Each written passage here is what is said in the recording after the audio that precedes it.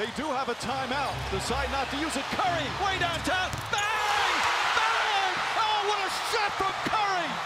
What's up, everybody? My name is Ethan. This is Courtside TV. If you're new, don't forget to subscribe, and let's get into it. So, the Atlanta Hawks are absolutely on fire right now.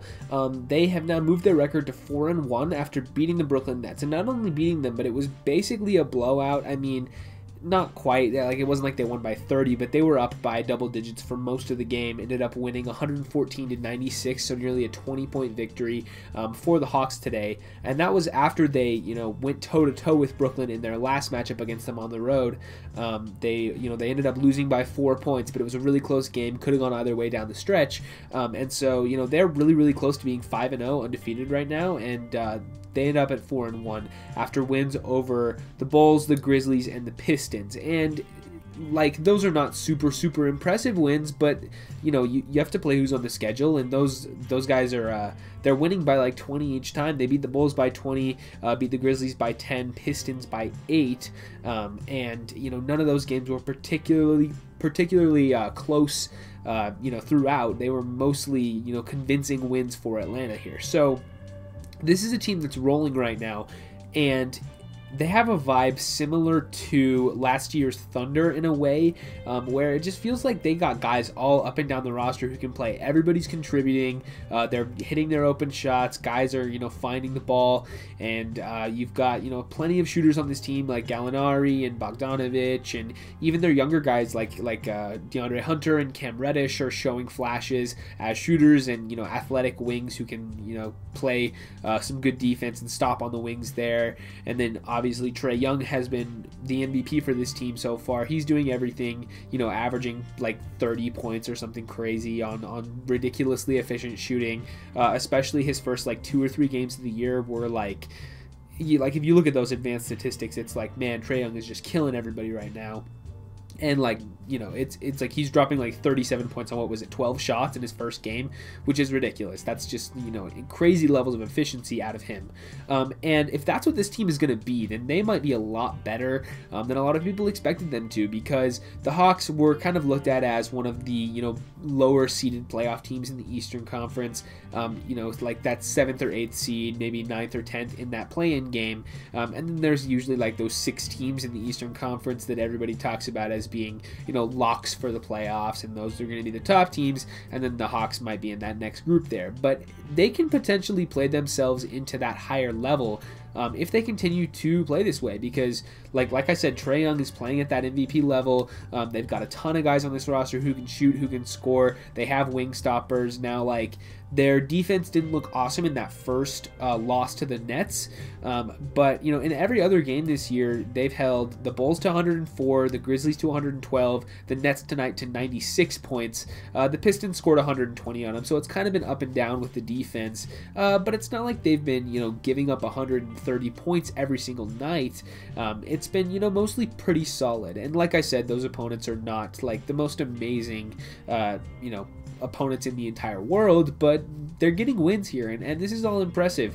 And so the Hawks are just like, they're moving the ball, they're playing together, they're playing with pace, and guys are just hitting their shots, which is, it's good for them. And they are they potentially playing themselves into the conversation for being in one of those top 7 or top 6 seeds in the Eastern Conference? If you look at a team like the Raptors, they're not playing super well right now.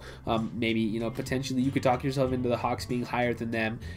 Potentially the 76ers, if they struggle with the similar issues as last season. The Boston Celtics have not looked awesome so far to start this year as well. They lost to the Detroit Pistons tonight, and the Celtics just haven't been playing great basketball. Even teams like the Heat, who are kind of up and down, the Bucks, who are now up and down, like, the Hawks are right now at the top of the Eastern Conference. Obviously, I don't expect that to hold. A lot of those teams that I just talked about are probably going to finish with a better record than Atlanta is at this point.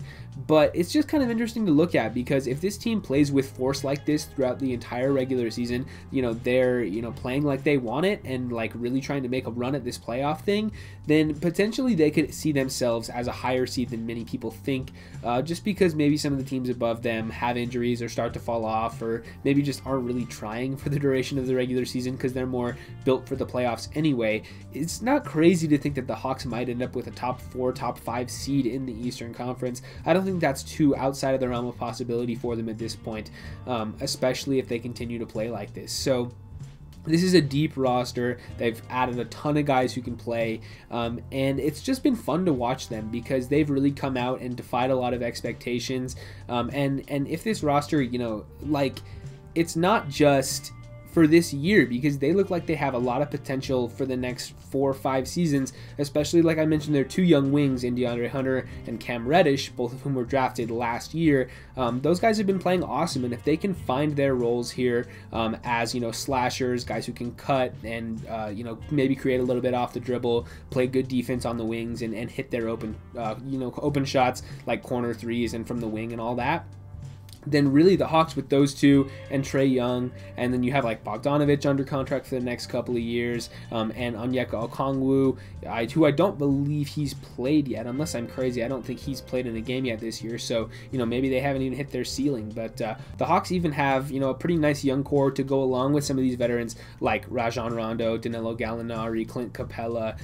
So, you know, this is kind of interesting, and that's without even mentioning John Collins, who has also looked awesome this year. Who knows what'll happen with, you know, his extension trade stuff, whatever, but he had a monster dunk tonight, and, you know, hopefully for them, they can, you know, bring him back on a fair contract, whether that's a rookie max extension. But, you know, if he's worthy of that rookie max extension, then maybe they just give it to him and say, hey, you played yourself into it, good job, that's what we wanted to see. So who knows what happens with the John Collins stuff, but this team is for real. I'm definitely, you know, feeling a little bit like I might have slept on them in the offseason too. It's always hard to predict going into the year. There's always teams that exceed expectations, and right now it's the Suns and the Hawks that are just really, you know, playing awesome and defying expectations for everybody. So Atlanta, man, they could potentially be a force in the Eastern Conference. Probably not to win it or to win the, you know, win the NBA Finals, but maybe to pull off an upset in the first round, or even get to the conference finals if everything works right for them. I could definitely see the Hawks in that conversation if they continue to play as well as they are, and maybe Trae Young is playing his way into the MVP conversation. Anyway, that's about all I have today for the Atlanta Hawks. Hope you guys enjoyed that one. Like I said at the top of the video, if you're new, don't forget to subscribe, leave a like, ring the bell if you want to. Leave a comment letting me know what you think about the Hawks, you know, how they've been playing so far to start the year, and how, you know, how much potential does this team have moving forward, because they've definitely, I think, exceeded a lot of people's expectations so far. But with all that said, I will see you guys in the next one.